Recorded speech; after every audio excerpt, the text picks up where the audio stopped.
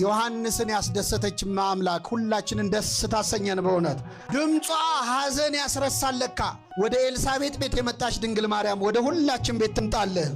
የክርስቶስን እንባ ባበሰችበት እጇ የሁላችን እንባ ታብስልን።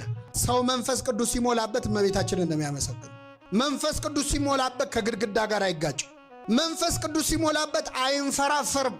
መንፈስ ቅዱስ የሞላበት ውዳሴ ማርያም ነው የሚጮኸው። ይኸውልህ መንፈስ ቅዱስ ሲሞላብህ እኔ ማነኝ ድንግል ማርያምን ስሟን ልጠራ ትላለህ። መንፈስ ቅዱስ ሲርቅ ደግሞ ድንግል ማርያም ማናት ትላለህ። መንፈስ ቅዱስ የራቃቸው ሰዎች ማናት ይላሉ። አቤት በሰማይ ማን እንደሆነች ለማየት ይርዳቸው እግዚአብሔር። እኔ ደስ የሚል ዜና ልንገራችሁ።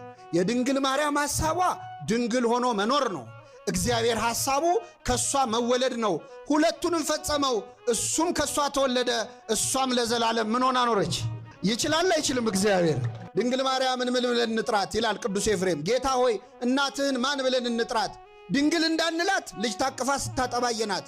እናት እንዳንላት ደግሞ ድንግል ሆና አየናት። እናትህን ማን ብለን እንጥራት? እናትህን መጥራት እንዲህ ከከበደ ጌታ ሆይ አንተን በምን አንደበት እንጠራሃለን? አንዳንድ ሰዎች እናንተ ኦርቶዶክሶች የድንግል ማርያምን ክብሯን አብዝታችሁታ ይላሉ። ክብሯን ያበዛው ማን ነው? እኛ ልንቀንሰው ልንጨምረው እንችላለን? ፀሐይ ብንሞቃት ባንሞቃት ሙቀቷ ይቀንሳል?